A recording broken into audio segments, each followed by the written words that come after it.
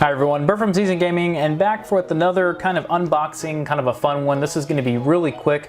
There's really not much to this little package, but what we're looking at here is the South Park The Fractured But Whole collectibles. Now a little history here, Ubisoft has gotten a little bit more into the collectible front with their software. This is for the most recent game, even though these characters were in the original South Park, which was called the Stick of Truth. This most recent one's called the Fractured But Whole. So kind of a little bit of history. Ubisoft is licensing the type of figures that you're looking at.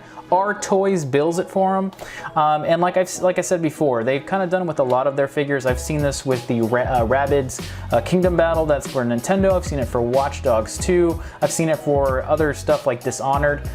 They are doing all kinds of stuff for collectibles these days, so pretty neat little figures. These are similarly sized to a Pop figure if you collect those. I'm going to do a comparison of those, and also very similar to an Amiibo. So if you do any collecting in that, this is going to be kind of fun to pick up.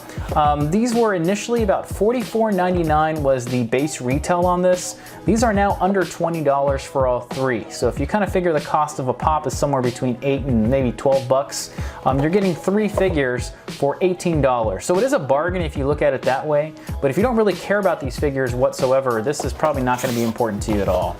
Let's look at the heights really quick. Mysterion is going to be 7.5 centimeters, Cocoon or Cartman 8.5 centimeters, and Professor Chaos, also known as Butters and his normal characters, 8 centimeters. So they're not massive, they're literally close to the same size. So let's get this open. Like I said, there's really not much to it. I did bring my knife along with me thinking that I would need it.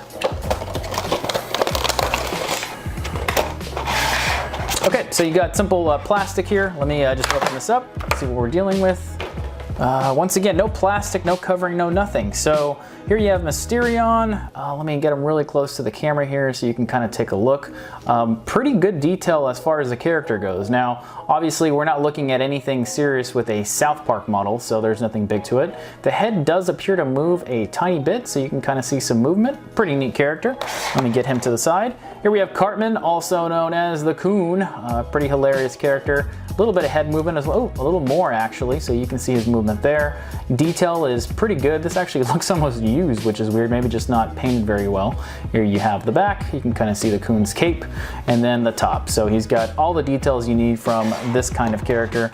And last but not least, you have Butters, also known as Professor Chaos. So pretty cool characters all around. He has no head movement or arm movement. Here you have his head and the foil. Overall, the paint on these three are pretty good, folks. So you're not going to be losing or gaining anything amazing on detail. It's kind of hard to try to tell you that South Park needs to have more or less detail. It's a cartoon. So I did get it just mainly to pair it with my Steelbook and kind of put it on the shelf next to him. So kind of a fun game if you haven't played it. The Gold Edition, which is actually on sale pretty much everywhere now, comes with a ton of Season Pass content. The original Stick of Truth game, which is now backwards compatible for the Xbox One. So great games. If you like any RPGs, or if you just like South Park in general, definitely pick this up if you find it on a good sale, or if it even interests you. It's like a really long episode or like a special that they might show on Comedy Central.